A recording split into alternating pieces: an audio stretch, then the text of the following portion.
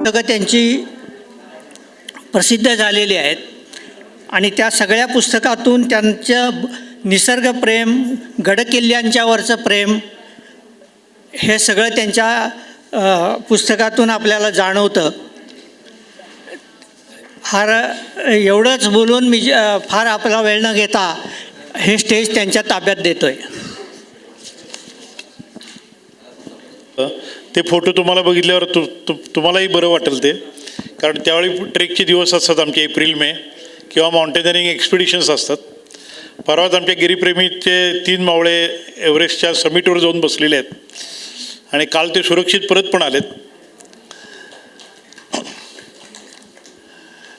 हा जो विषय आहे, हा विषय आणि पुस्तकांचा संबंध आहे,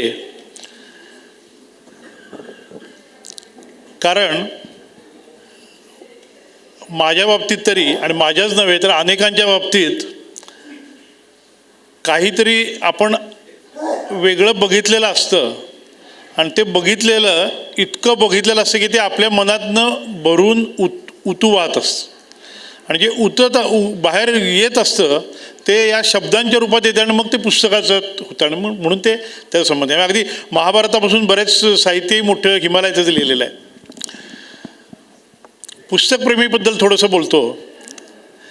माझेसुद्धा अनेक उपक्रम किंवा अनेक हे चालू असतात, परंतु त्यातलं पुस्तकप्रेम हे अत्यंत महत्त्वाचं आहे. आणि मी नेहमी म्हणतो की लेखकानं लिहित जावं, वाचकानं वाचत जावं, वाचता वाचता त्याचा परिचय करून द्यावा आणि परिचय वाचता वाचता आपल्या सर्वांच्यासारखं आपणही हातात त्यांची लेखणी धरावी. हे जे आम्ही नेहमी सांगतो तसा हा आपला सगळ्यांचा जागर आहे. आणि बघता बघता हा समूह 600-700च्या पुढे गेलेला आहे आणि हे सगळं कंट्रोल करणारा, हाकणारा, प्रत्येकाचे हेवे दावे, प्रत्येकाचे दृष्टिकोन, प्रत्येकाचे पूर्वग्रह हे सगळं बघून कंट्रोल करून आपण पुढे जे जातो ना, तो करणारा हा जो माणूस आहे ना, त्याला खरोखर मी हॅट्सअप करतो, कृष्णा दिवटे. आणि हे सगळं इतकं एकजीव व्हायला लागलेलं आहे की सकाळी उठल्या उठल्या आपण काय आपल्या कुठलं पुस्तक आपल्यासमोर आहे आणि त्यावर काय वाचणं आणि ते वाचल्यानंतर त्याच्या प्रतिक्रिया वाचणं हे देखील आपला एक नित्याचा भाग झालेला आहे. माझे तर मला वाटते 15 ते 20 साहित्यिक ग्रुप असतील आणि ते सगळ्या ग्रुपवर जाणं होत नाही. अगदी अमेरिकेपासून ते भारतातल्या अनेक ह्याच्यामध्ये वाचक कट्टे आहेत, अनेक कट्टे. प्रत्येक वेळी ते मला एक्सप्रेसही होता येत नाही आणि शिवाय बाकीचे पण व्याप असतात. पण तरी देखील मी आपल्या समूहाला माझ्या बाबतीत तरी प्रेरणादायक असंच म्हणतो, इन्स्पिरेटिंग आहे. आणि आपल्या सर्वांचं असं झालं की चेहरे बघितले नसतात. म्हणजे मला 2 कवितांच्या ओळी आठवत आहेत की इतुके आलो जवळ जवळ की जवळपणाचे झाले बंधन, कळत नव्हते डोळ्यांना पण नव्हती दृष्टी, नव्हते दर्शन. आणि ते दर्शनसुद्धा आज होतं आहे. आपण नुसतेच एकमेकाचं साहित्य नाही वाचवतो आणि अनेक जणांचे दर्शन मलाही पहिल्यांदा होतात आणि मला खरोखर त्याचा आनंद आहे. फार मी आपला वेळ घेत नाही. साधारणपणे स्नो, सायलेन्स आणि स्पिरिच्युअलिटी, तो स्क्रीन मोठा करता येतो का? इथे इकडे म्हणजे हे एक व्यसन असतं. हिमालय हे एक व्यसन आहे. माझ्या बाबतीत ते खरं आहे. माझ्या बायको इथं आहे, पत्नी स्वाती. आम्ही दोघांनी गेल्या 26 वर्षापूर्वी सुरू केलं होतं ट्रेकिंग. ते 26 वर्षात 26 आमचे ट्रेक हाय अल्टिट्यूडचे झालेले आहेत. हे काय झालं तर ट्रेकिंग ही एक आमच्या बाबतीत तरी लाईफस्टाईल आहे. मी कुठलाही उपदेश काही करत नाही. माझ्या बाबतीत जे काही झालं किंवा मला जे वाटतं ते मी सांगेन. ट्रेकिंग ही लाईफस्टाईल आहे. लाईफस्टाईल म्हणजे काय आहे तर पुढच्या वर्षीचा जो ट्रेक असतो ना, त्याची तयारी या वर्षीचा ट्रेक संपल्यानंतर सुरू झालेली असते. मग रोजचं फिरणं असतं, ब्रिदिंग एक्झरसाईज, अनेक गोष्टी आहेत. लाईफस्टाईल म्हणजे तेवढीच काही लाईफस्टाईल आहे, व्यायाम करायचा असं नाही. Not for conquering a trail और पीक. पण काय नेमकं त्यातलं तर आपण आपली फिजिकल, मेंटल ही दोन्ही कपॅसिटी स्ट्रेच करतच असतो. पण आपल्याला आपण कोण आहोत ह्याची ओळख देखील आपल्याला त्यातनं होत असते आणि त्याचा अँगलच तो आपला बदलतो त्याकडे बघण्याचा. प्रत्येक पाऊल जे असतं ना आपलं वर जाणारं, हिमालयामध्ये आपण उंचीवर चढतो, ते पाऊल आपल्या मनातले स्ट्रेस एक एक पावलानं कमी करत असतं. हे सर्वात महत्त्वाचं आहे. आणि trekking is an art of slowing down also. आपल्याला पेशन्स जो असतो ना आपल्यातला ते वाढवणार असतं. Silence becomes your great teacher. हे जे लिहिलं ते शेवटची स्लाईड बघून तुम्हाला पुन्हा समजेल. आणि अल्टिट्यूड, खरोखर सांगतो तुम्हाला, अल्टिट्यूड टीचेस ॲटिट्यूड. जेवढ्या उंचीवर जातो तेवढी तुमची एकजीव राहण्याची हे परस्परांना एकमेकांना मदत करण्याची भावना खरोखर वाढत जाते. नेक्स्ट, आता यामध्ये हिमालय का, आपल्या शेजारचा पर्वत आहे म्हणून हिमालय तर आहेच नक्कीच. उगाच अँडीजमध्ये जाऊन बरं का, मी गेलो अँडीजमध्ये पण ट्रेकिंग पण केलं आहे, परंतु तिकडं काही दरवर्षी जाण्यासारखं काही कारण नाही, कारण हिमालय आपला आहे. आणि हिमालयच का, तर हिमालयामध्ये स्नो आहे, ठीक आहे, ठीक आहे, फक्त एक पर्वतरांग नाही आहे. आपल्या दृष्टीनं, आपल्या संस्कृतीच्या दृष्टीनं ती एक अनलिमिटेड एनर्जी, ऊर्जा स्रोत आहेत. कितीही तुम्ही जावा तिथं भरून आणा, वर्षभर पुरेल, संपली की परत जावा, असं आमच्या बाबतीत आहे. It is washing machine for, हे काय मागणं वाचता येत नाही मला माहिती आहे, स्लाईडचा आकार छोटा झाला आहे. It is a land of highest biodiversity. जैवविविधता अफाट आहे तिथं, काय नाही आहे तिथं. सांस्कृतिक आहे, आत्मिक आहे, वैश्विक आहे, संपूर्णपणे आपण वेगवेगळ्या प्रकारे. म्हणजे मी नेहमी म्हणतो की ट्रेक, आता पुढच्या स्लाईडमध्ये येईल ते, पण हिंदुझम जो बघतो, बुद्धिझम बघतो, शामनिझम नावाचा एक प्रकार आहे तोही बघतो. बरेच काही लोक इथली ट्रेकिंग करणार आहेत. पिटकरांचा मगाशीच मी स्लाईड शो सकाळी आल्याला बघितला. तर या सगळ्यांना आयडिया आहे की, कल्पना आहे की आपल्याला हे सगळं बघायला मिळायचं असेल तर एकमेव ठिकाण म्हणजे आपलं हिमालय आहे. मग तो तिथं आपल्याला क्लायमेट चेंज, जे वैश्विक प्रॉब्लेम जो आत्ता वैश्विक आपल्या सगळ्यांच्याच समोरचा जो मोठा घोटाळा आहे, इतकं गरम होतं आहे, इतकं पाऊस पडला की इतका पाऊस पडते, थंडी पडली की इतकी थंडी पडते, या सगळ्याचं कारण जे आहे ना ते सुद्धा तिथं आपल्याला प्रतिबिंब त्यात दिसत असतं. आणि बाकी आता राजकीय सोडा, तुम्ही त्या बागडोगराच्या विमानतळावर उभं राहिलं तर हाकेच्या अंतरावर 5 देश आहेत भारत धरून. चिकन नेक म्हणतो आपण, तो देखील मोठा सेन्सिटिव्ह एरिया. असे वेगवेगळे. आणि सर्वात महत्त्वाचं म्हणजे बिकॉज इट इज देअर. ह्या वाक्याबद्दलही रेफरन्स देत नाही, कारण वेळ आमच्या सर्जरीच्या भाषेत कुठं थांबायचं हे सर्वात महत्त्वाचं असतं, त्यामुळे त्याचं मला भान पुरेपूर आहे. हे जी स्लाईड आहे ना, या स्लाईडमध्ये फक्त नेपाळमधला हिमालय दाखवला आहे. नेपाळमधला जो हिमालय आहे तो हिमालयाच्या सर्व रांगातला सर्वोच्च रांग आहे. त्याला महालंगूर रांग असं म्हणतात किंवा ग्रेट हिमालयन रेंज. त्यामध्ये काही ट्रेकिंग आणि माउंटेनिंगचे झोन आहेत. जगातल्या पहिल्या 14 सर्वोच्च शिखरापैकी 10 शिखरं तिथं आहेत. आणि ते जे झोन आहेत ना, त्या झोनपैकी पहिला जो आहे तो कैलास मानस रेंज आहे. त्यानंतर जी बाकी जी तिसरी जी रेंज आहे ती धवलागिरीची रेंज आहे. ती त्याच्या खाली अन्नपूर्णा रेंज आहे, त्याच्याबरोबर मस्टांग रेंज आहे. या पहिल्या 2 रांगा सोडल्या, कैलास इतक्यात काही जायचं नाही लवकर म्हणून ते कैलास रेंज आम्ही लांब ठेवली आहे, कारण ती लो अल्टिट्यूडची आहे थोडीशी. त्यानंतरची जी जुमला म्हणून रेंज आहे ती. पण बाकी सगळ्या रेंजमध्ये आम्ही दोघांनी ट्रेकिंगचं जे हायेस्ट पीक आहे ते सगळं आम्ही सर केलेली आहेत आत्तापर्यंत. त्यामध्ये सर्वात मला आवडलेली म्हणजे अन्नपूर्णा रेंज आहे. अन्नपूर्णा रेंजमध्ये माझे 3 ट्रेक झाले. आणि त्याच्या खालखाल आवडलेली रेंज म्हणजे कांचनगंगा ट्रेक आहे. दोन्हीची पुस्तकं माझी इथं आहेत आत्ता बाहेर. कांचनगंगा रेंजमध्ये सुद्धा 3 ट्रेक आमचे झालेले आहेत. मधला जो एव्हरेस्टचा रेंज आहे तिथं माझे 2 ट्रेक झाले. एव्हरेस्टच्या जी रेंज आहे त्या रेंजमध्ये अतोनात गर्दी असते. अन्नपूर्णा रेंजलाही भरपूर गर्दी असते.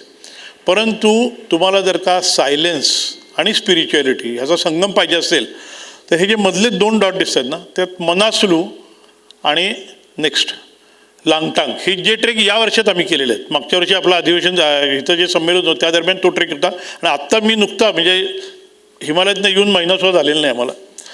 हा जो मनासलू रेंज आहे ना त्याबद्दल मी थोडंसं बोलणार आहे. मनासलूचा अर्थच आहे की it is a mountain of next, it is a mountain of soul, mountain of silence. Manaslu म्हणजे मनसा देवी जी म्हणतो ना आपण, त्याचं जे सर्वोच्च पीक म्हणजे मनासलू आहे. जगातलं 8वं समिट आहे ते.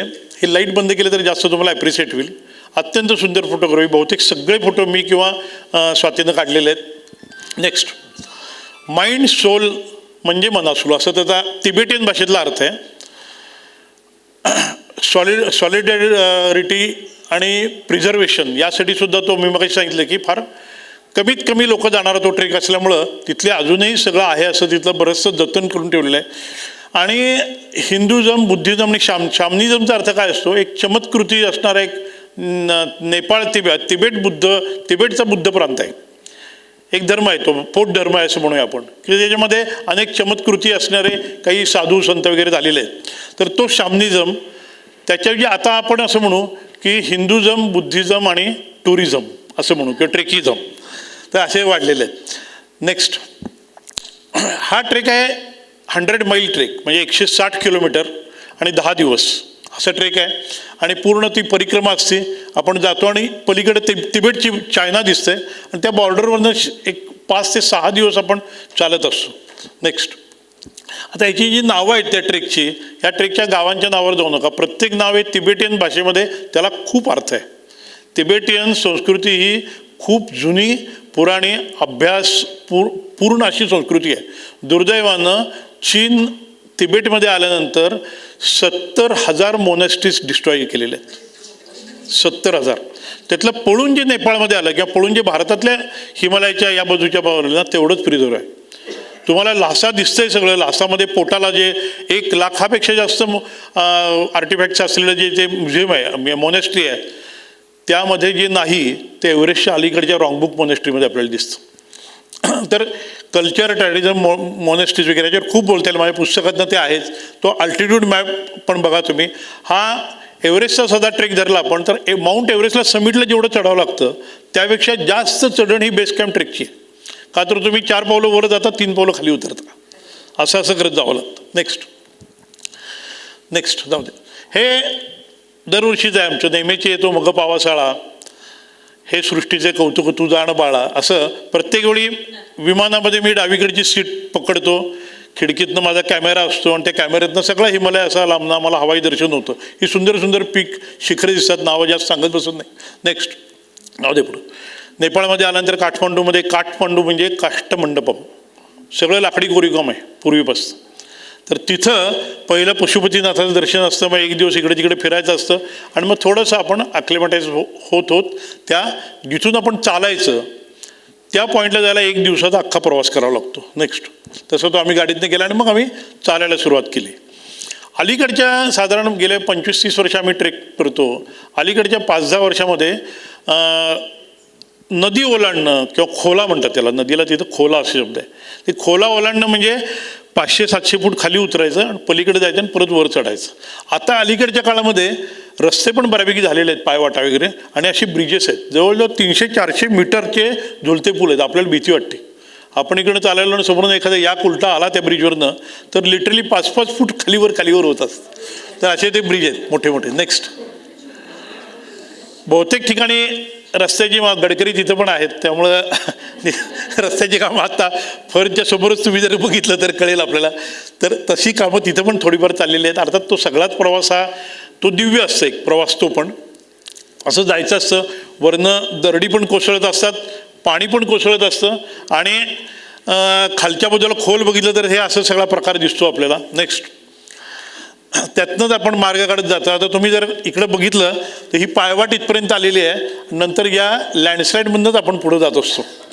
नेक्स्ट, यामध्ये फार मोठं साहस असं नाही आहे, परंतु एकंदरच निसर्गाचा बेभरवशीपणा किती आहे हे तुम्हाला दिसतं. नेक्स्ट, जाऊ दे पुढं. हे सगळं असं म्हणजे आता हा जो रूट एक प्रातिनिधिक स्वरूपाचा मी हा फोटो घेतला आहे. या फोटोमध्ये आम्ही या बाजूला आहोत नदीच्या, आणि त्या बाजूला एक तुम्हाला पाचवे दिसतोय बघा. तिकडं लँडस्लाईड झाली की इकडनं चालायचं असतं, तिकडं झाली की तिकडं, असं दरवर्षी ते बदलत असतं बऱ्याच वेळा. नेक्स्ट, तिकडेही जाणारी माणसं दिसत आहेत त्या विंडो गोलवत. नेक्स्ट, जाऊ दे पुढे. आणि सर्व मुक्कामाच्या ठिकाणी नेपाळमधले ट्रेक जे असतात ते सुखाचे ट्रेक असतात थोडेसे, कारण मुक्कामाची ठिकाणी ही टी हाऊसेस असतात. 4 प्लायवूडचे त्यांनी आडोसा केलेला असतो आणि बऱ्यापैकी सोयी असतात.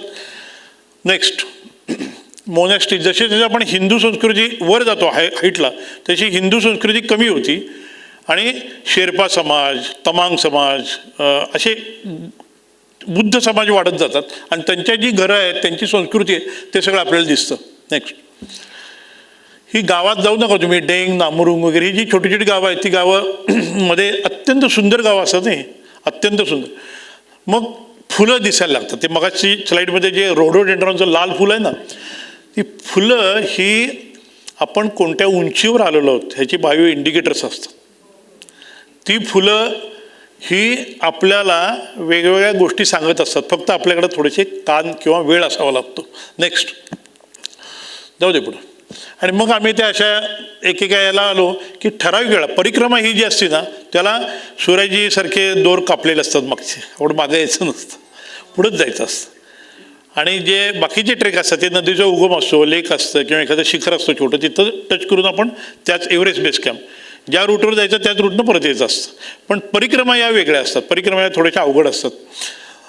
तर त्या ह्याच्यातनं आपण पुढे पुढे जात असतो आणि एका ठराविक ठिकाणी आपल्याला जाऊ दे पुढं आपलं जे ज्या देवतेची परिक्रमा करणार आहोत ना ती दिसायला लागते, ते शिखर दिसायला लागतं. आणि ते शिखर जे दिसायला लागतं ना तिथनं आपल्याला आणि ऊर्जा मिळते आणि आपण आणि उत्साहानं पुढे पुढे जात असतो. नेक्स्ट मग हे फर्स्ट सायटिंग ऑफ मनास्लो आहे.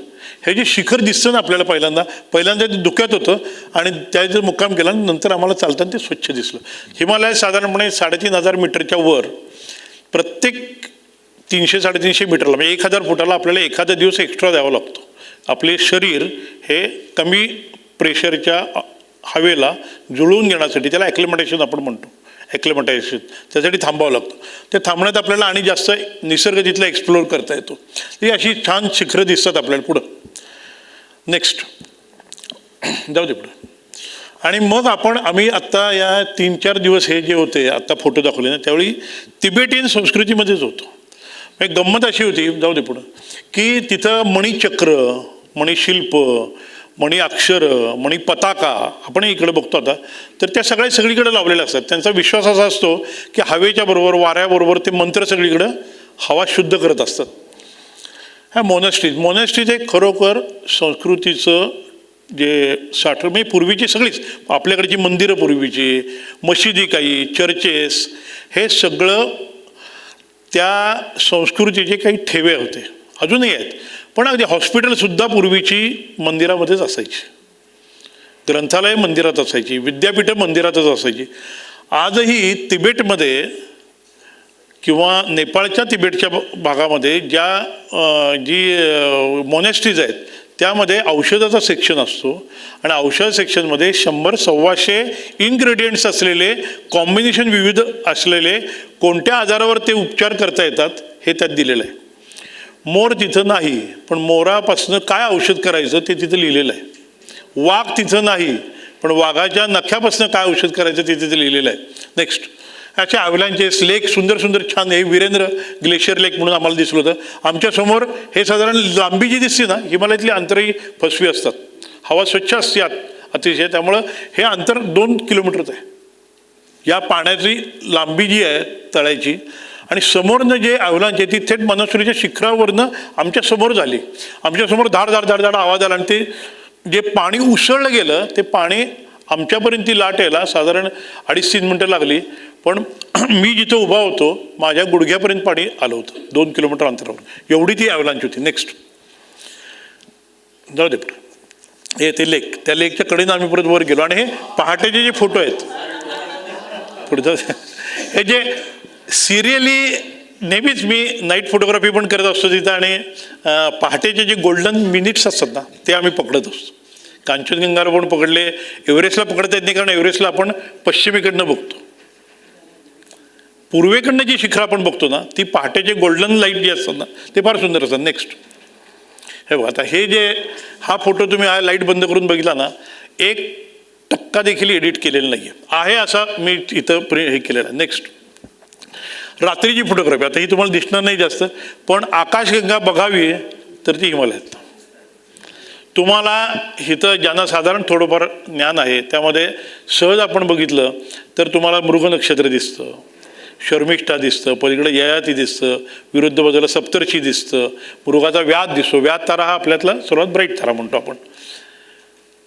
तिथं तुम्हाला हे ओळखूनच येत नाही, तितके बाकीचे ब्राईट असतात. तुम्हाला आकाशगंगा ही साध्या डोळ्यानं तर दिसतीच, पण आपल्या आकाशगंगेच्या पलीकडं आपण जे सगळं बघतो ते आपल्या आकाशगंगेतलं आहे. एकच गोष्ट आपल्या आकाशगंगेच्या पलीकडची साध्या डोळ्यानं बघतो की जी हिमालयातनं व्यवस्थित दिसते, तिचं नाव आहे अँड्रोमेडा किंवा देवयानी आकाशगंगा. ती आपल्या आकाशगंगेपासून 27 लाख प्रकाशवर्ष लांब आहे. आता आपण बघतोय ती 27 लाख वर्ष पूर्वीची बघतो, तर ती आपल्याला अत्यंत ठळकपणे इथं बघू शकते. त्याच्यात फोटो येते खरं. नेक्स्ट. अनेक मित्र होतात. पुस्तकप्रेमी समूहाबद्दल मी नेहमी गमतीत म्हणतो की पुस्तकप्रेमी समूहानं मला काय वाचायचं हे पण शिकवलं, कसं वाचायचं हे पण शिकवलं, टीका कशी करायची हे पण शिकवलं, हरभऱ्याच्या झाडावर कसं चढवायचं हे पण शिकवलं. मला पेशंट पण दिलेत आपल्या समूहातनं. पेशंट देखील माझ्याकडे आलेले आहेत या पुस्तकप्रेमी समूहामुळं. अर्थात तो माझा वेगळा फायदा. तर हिथं हे मित्र मिळालेत मला. हे जे मधले जे दोघं आहेत ना, ते कोरियाचे माउंटेनर आहे. त्याचं वय आहे फक्त 82. ऑर्थोपेडिक सर्जन आहे. माझ्या टचमध्ये असतात ते आतमधनं. पण त्यांनी जगातले सर्व पर्वतांचे मोठ्या बेस कॅम्प केलेले आहेत. नेक्स्ट. जाऊ दे पुढं. आता हे जे गाव आहे समा गाव म्हणून, हा जो मागचा डोंगर आहे ना, त्याचं शिखर म्हणजे तिबेटची बाउंड्री आहे.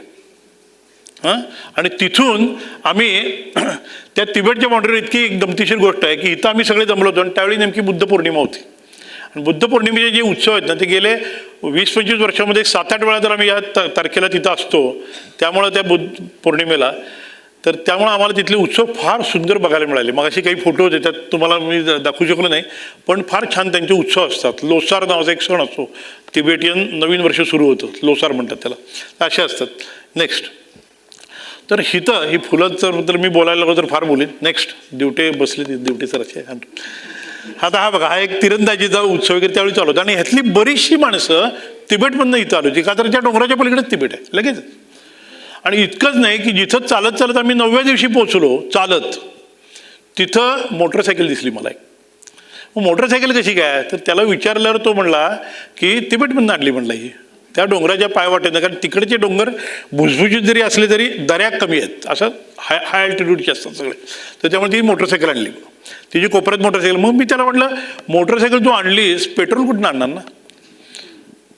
तर तो म्हणला, याकचं दूध आम्ही तिकडे देतो आणि ते पेट्रोल देतात आम्हाला. असाही व्यापार तिथं चालतो. नेक्स्ट.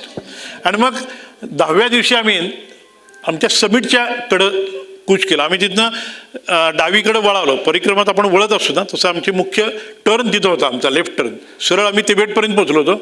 नेक्स्ट. आणि मग सगळं पायाखाली बर्फ, नंतर त्याच्यावर माती, त्याच्यावर पुन्हा बर्फ, असे पडलेले सगळे ते ग्लेशियर्स असतात. ते ग्लेशियर वॉकिंग सुरू झालं होतं आमचं. जाऊ दे पुढं. नेक्स्ट. मी जरा गडबड करतो. आणि त्या धर्मशाला नावाचं जे गाव होतं, बेस कॅम्पचं, धर्मशाला नावाची गावं तिथं अनेक आहेत. तर तिथून आम्ही साधारण ती उंची होती 5000 मीटर. आणि 5000 मीटरपासून म्हणजे साधारण 16-17 हजार फूट, 5 तरी 15 नाही.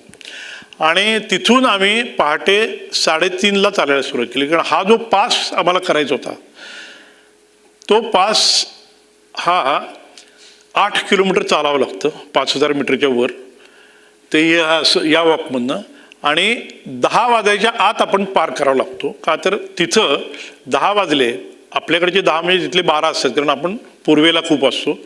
तिथं हवा ही लगेच बदलते, व्हाईट आऊट होतात आणि काही कॅज्युअलिटीज वगैरे व्हायची शक्यता असते. तर पहाटेच आम्ही हा रात्रीचा चंद्रप्रकाशातला फोटो आहे. नेक्स्ट. हे सगळे चंद्रप्रकाशातले फोटो आहेत. नेक्स्ट. आणि मग हळूहळू उजेडायला लागलं. जाऊ दे. आणि मग गोल्डन आवर्स दिसायला लागले. तोपर्यंत आम्ही त्या पासच्या जवळ आलो होतो, पण पास आला नव्हता. आणि मग तिथनं जे आम्ही आता या टोकावर तिकडं अगदी बारीक माणसं दिसतात तिकडनं ते जायचं की मग पास होत होतो. हा बघा, हा सगळा ते एव्हरीथिंग वॉज फ्रोझन. म्हणजे तिथले धबधबे होते ते सुद्धा असे थांबलेले होते, जसा काळ थांबतो तसं थांबलेले होते. पायाखालचं सगळं बर्फ होतंच. झाडं नव्हतीच तिथं. एखाद दुसरं ज्युनिपरचं एखादं झुडूप दिसलं तर तेही बर्फानं गोठलेलं होतं. जाऊ दे. नेक्स्ट. आणि तो पास ज्यावेळी 9:30-9:45च्या दरम्यान मी आलो तिथं आम्ही साधारण एक 15 ते 20 मिनटं काढली. मागणं आमची टीम एक दुसरी येत होती. आम्ही एक 4-5 जणच पुढं आलो होतो. नेक्स्ट. आणि त्यानंतर जे काही दिव्य दर्शन दिसतं ना आपल्याला आणि शांतता मिळते ना, ती कुठेही आपण अनुभवू शकत नाही. जाऊ दे पुढं. हा लारके पास म्हणून त्याचं नाव आहे. नेक्स्ट. आणि मग आम्ही खाली उतरायला सुरू केली. तोही बर्फ होता. आम्हाला पायाला आम्ही क्रॅम्पॉन्स वगैरे लावून चालावं लागतं त्या बर्फामध्ये, कुठेतरी घसरू नये म्हणून. आणि मग खाली जाताना मग असं जाऊ दे पुढं. आणि मग ती जी पलीकडची शिखर आहेत, आता हे मनासलू मगाशी तुम्ही 2 टोकं असलेलं बघितलं ना, तेच शिखर आहे इकडचं आहे. आणि बाकीची शिखरं. जाऊ दे पुढे. नेक्स्ट. तर ही जी शिखरांचे जे शिखर परिषद आमची भरती आणि त्यांची नावं द्यायची असते, नकाशा बघायचा आणि नावं द्यायची. एखाद दुसरा गाईड माहितीचा असतो पण त्या उंचीवर फार कमी लोक. आता हे मनासुर जे शिखर मागून तुम्ही पुढून जे आपण बघितलं तर हा मागून फोटो आहे त्याचा. हा माझा मोठा, मी नेहमीच वेगळा पोर्टर घेऊन 7 किलो वजनाचा माझा कॅमेरा घेऊन जात असतो, बराच वेळ नेतो. त्यातनंही काढलेले फोटो आहेत. आणि माउंटेनिअरिंग एक्सपिडिशन जे चालू असतात ना त्यांचे मार्ग देखील आपल्याला रोप लावलेले दिसू शकतात त्यातनं. हा असा फोटो त्या खिंडीच्या जरा पलीकडनं काढलेला आहे. नेक्स्ट जाऊ दे पुढं. आणि पुन्हा आपण खाली परिक्रमा असल्यामुळे पुन्हा आपण खालच्या उंचीवर आलो की पुन्हा ते जंगल सुरू होतं. हिमालयातलं जंगल म्हणजे आपण कल्पना करू शकत नाही इतकं जैवविविधतेने नटलेलं आहे. पक्षी दिसतात, पक्ष्यांचे फार फोटो मी ह्याच्यात दाखवत नाही. पण एकट्या कांचनजंगा ट्रेकमध्ये मला 30 ते 35 प्रकारचे रोडोडेंड्रॉन्स आणि 70 प्रकारचे पक्षी रेकॉर्ड करायला मिळाले होते. आता हे सगळं शिखरं, आमची परिक्रमा संपायचा शेवटचा दिवस आहे आणि रोडोची जंगल फार सुंदर आहे. वाटेत एक ट्रॅक्टर भेटला कच्च्या रस्त्यावर. त्या ट्रॅक्टरला सांगितलं तर आम्ही तुझ्या गाडीत बसून आणि आम्हाला पुढे घेऊन जा. नेक्स्ट. आणि मग त्यांना आमच्या मागचा फोटो घे. मागचा हा जो मध्ये बसलेला आहे ना तो अखिलेश काटकर म्हणून आहे. त्यानं परवाच्याला एव्हरेस्ट सबमिट केलं. तो प्रॅक्टिससाठी आमच्यावर आला. त्याचं वजन 120 किलो होतं त्यावेळी. त्यानं कमी करून करून 85 किलोपर्यंत आला येतो. आता एव्हरेस्टला जाऊन आल्यानंतर आणि कमी झालं असेल थोडंसं, पण त्यांना प्रॅक्टिस केली. जाऊ दे. नेक्स्ट. जाऊ दे पुढे. हा जो ट्रेक आहे तसाच ट्रेक आता यावर्षी आम्ही मागच्या महिन्यात केला. जाऊ दे पुढे. तोही जरा तुम्हाला 1-2 मिनिटात दाखवतो. जाऊ दे पुढे. नेक्स्ट. जाऊ दे पुढे. हा लांगटांग व्हॅलीचा ट्रेक आहे. तो मनासुरीच्या शेजारचाच आहे. लांगटांचा अर्थ शांतता आणि स्तब्धता असा आहे. आणि हा ट्रेकचं वैशिष्ट्य असं आहे की इथे तमांग नावाची तिबेटियन कम्युनिटी आपल्याला अनुभवायला मिळते. तमांगचा अर्थ म्हणजे आपल्याकडे जलाराम बाबा वगैरे असतात ना आतिथ्यशील, ते आतिथ्यशील असतात. नेक्स्ट. जाऊ दे पुढे. हे सुद्धा हा 100 किलोमीटरचा ट्रेक म्हणतो आपण. तो 100 मैलाचा ट्रेक होता. हा 100 किलोमीटरचा आणि 9 दिवसाचा ट्रेक होता. नेक्स्ट. जाऊ दे पुढे. हे नेपाळमधलं स्वागत, पशुपती सगळे दरवर्षीचे रिपिटेशन. मग आमचं चालायला सुरुवात केली आम्ही. आणि पैरो नावाचं जे पहिल्या गावाचा मुक्काम होता तो पैरो म्हणजेच लँडस्लाईड. पैरो तो तिबेटियन नेपाळी शब्द येतो. नेक्स्ट. पण ती कॅम्प किती सुंदर जंगलामध्ये बसलेले होते बघा. ते अतिशय सुंदर, म्हणजे पक्ष्याच्या घरट्यासारखे छान. चारी बाजून घरटे, शेजारी नदी वाहती झुळझुळ. नेक्स्ट. जाऊ दे पुढं. हे आता आहे बघा. हा कॅम्प रिव्हर साईड म्हणून कॅम्प होता. इतके सुंदर बर्डिंग इथं मला करता आलं. जाऊ दे पुढं. म्हणजे अक्षरशः तुम्हाला नदीच्या पलीकडं, ती नॅरो व्हॅली असल्यामुळं नदीच्या पलीकडचा काठ आपल्या अगदी जवळ दिसतो.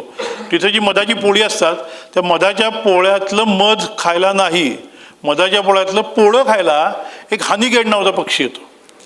तो भूतानमध्ये आणि काही मोजक्याच ठिकाणी सापडतो. तर तो हनीगेड देखील आम्हाला इथं बघायला मिळाला. नेक्स्ट. जाऊ दे पुढं. मग आम्ही असं करत करत 3-3.5 मीटरवर आलो. त्या वाटेवर सुद्धा हा ब्राझिलियन सायकलवाला भेटला आम्हाला. नेक्स्ट. आता हे जे दिसतंय तुम्हाला वर मी तारीख टाकली 25 एप्रिल 2015. आम्ही होतो 2026 साली. हे जे दिसतंय हे 25 एप्रिल 2015 11:56 अगोदर 1 मिनिट. नेक्स्ट. इथं गाव होतं आणि त्या दिवशी नेपाळमधला सर्वात मोठा भूकंप झाला होता आणि त्याचं केंद्र इथं होतं. आणि 250 किलोमीटर पर आवरच्या स्पीडनं वरनं पूर्ण बर्फ आणि सगळा राडा तो सगळा वरनं आला आणि पूर्ण गाव 350 लोकांसकट, त्यात 40 ट्रेकर होते आमच्यासारखे, आत गेलं. नेक्स्ट. त्याचं पुढं स्मारक पण आहे. आणि 15, 16, 17 सालानंतर तिथं फॉरेन एड्स काही मिळाल्या. त्याच्या मदतीवर त्यांनी पुन्हा तिथं गाव घरं इतकी सुंदर बांधलेली आहेत. नेक्स्ट. आणि मग आम्ही त्या आमच्या लास्ट एक गोंपा आहे, तुम्हाला मगाशी सांगितलं मी की दॅट इज म्हणजे संस्कृतीचा ठेवा जतन कसा करायचा ना ते गोंपामध्ये कळतं आपल्याला. ती कॅन्जिन गोंपा म्हणून आहे. नेक्स्ट. जाऊ दे पुढं. त्या गोंपेच्या दारात इथं आम्ही उभे आहोत आणि ह्या इकडच्या बाजूला दार आहे ते कॅन्जिन गुंफेचं. समोर संपूर्ण 4ही बाजूनं बर्फाच्छादित शिखराचा पॅनोरामा होता आणि हे गाव पुन्हा वसवलेलं आहे. 5 मजली बिल्डिंग बांधल्यात त्यांनी इथं. नेक्स्ट. आणि मग आम्ही इथं चीज फॅक्टरी बघितली. जगातली सर्वात उंच चीज फॅक्टरी याकची तिथं आहे. नेक्स्ट. जाऊ दे.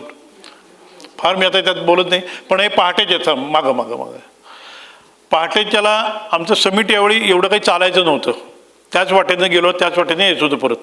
त्या समिटला आम्हाला जे जायचं होतं ना, त्या समिटला आम्ही परत 3:30 4:30ला 3:30ला उठलो, 4:30ला चालायला सुरुवात केली.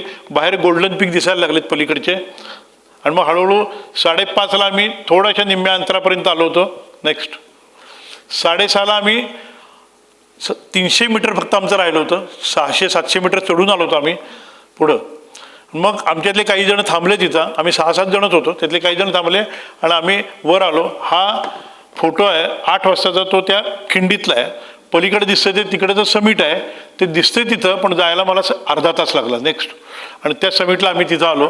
त्या समिटवरनं दिसणारं दृश्य इतकं सुंदर होतं. समोर सगळं तिबेट आहे बरं का. हे शीशा पांगमा नावाचं जे शिखर आहे ना, नेपाळमध्ये आहे, तिबेटमध्ये आहे, ते 8000 आहे, ते याच्या समोर आहे बरोबर शेजारी. तर हे सगळं आपल्याला असं दिसतं. नेक्स्ट आणि याच्या जोडीनं येणारे प्राणी म्हणजे तुम्ही ब्ल्यू शिप नाव ऐकलं असेल, भरल म्हणतो आपण त्याला, स्नो लेपर्ड्स असतात, म्यूस नावाचा एक प्राणी असतो, कस्तुरी मृग असतं, ह्यातले बरेच काही काही बघायला मिळतं आपल्याला. नेक्स्ट आणि मग खाली आल्यानंतर ते जे काय सेलिब्रेशन असतं ते पण तिथं बऱ्यापैकी होतं. हे बघा, हे कस्तुरी मृग आहे, हा रेड पांडा आहे, ऑर्किड्स आहेत, पक्षी आहेत. नेक्स्ट या बायोडायव्हर्सिटीला म्हणजे त्याला वेगळाच नव्हते पुढं. तर हे एक झाड 1760 पक्ष्यांना आसरा देत असतं. नेक्स्ट हे पहा, पिक्युलेट वगैरे. आता त्यातले जे ज्यांना कल्पना आहे त्यांना याची रेअरिटी कळेल तुम्हाला. नेक्स्ट जाऊ दे पुढं, जाऊ दे पुढं, बस. हां, आता मूळ मुद्दा असा आहे की आपण जे करतो ते जगण्यासाठी कमवायचं का कमवायसाठी जगायचं, हा मूळ मुद्दा. त्यावर एक अर्धा मिनिट बोलतो मी. नेक्स्ट हे मी काढलेलं चित्र आहे बरं का, म्हणजे मग अशी रंगरेषांचं जाळं आपण बघितलं तर मुद्दाहून सांगतोय. Next I went there to feel the mountain, but I returned having found myself. अक्षरशः खरं आहे शब्दाचा. नेक्स्ट जाऊ दे पुढं. आणि माझी भावना ही अशी आहे, माझ्या एव्हरेस्टचं पहिलं जे 2007 साली एव्हरेस्टच्या ट्रेकनंतरचं पुस्तक आलं ना, त्यात सुद्धा हे वाक्य आहे, all the birds have flown up and gone, a lonely cloud floats leisurely by, we never tire of looking at each other, only the mountain and I. हा फोटो कांचनगंगा साऊथ समिटचा आहे बरं का. नेक्स्ट आणि या ओळीत ही माझी म्हणजे आयुष्याचं प्रिन्सिपल आहे असं म्हटलं तरी चालेल. वाईज ओल्ड आऊल, आऊलच्या ऐवजी माझं नाव घाला, wise old owl living in an oak, the more he saw the less he spoke, the less he spoke the more he heard, why can't we all be like that bird. Next next संपलं. The greatest discovery in life is self discovery, की जी आम्हाला हिमालयात आम्हाला अनुभवायला मिळाली, आणि म्हणून हा स्लाईड शो मी आपल्यासमोर दाखवू शकतो. Next thank you. जाऊ दे कुठला तो ना माझे अर्धा तासात संपवलं.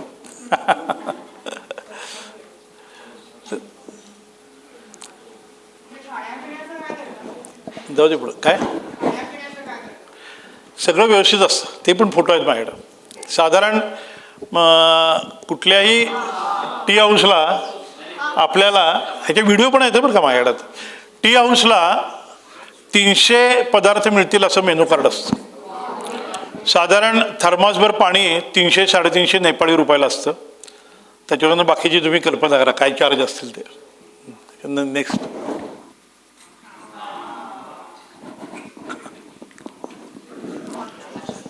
ही संधी अचानक मी सांगून मला मिळाली, याबद्दल मी खरोखर ऑर्गनायझर्सचे, मला कल्पना आहे मिनिट टू मिनिट आपण खेळत असतो या अशा कार्यक्रमामध्ये.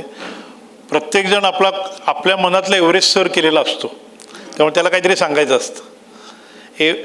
Everybody is having Everest in his mind, but everybody is Everest is different.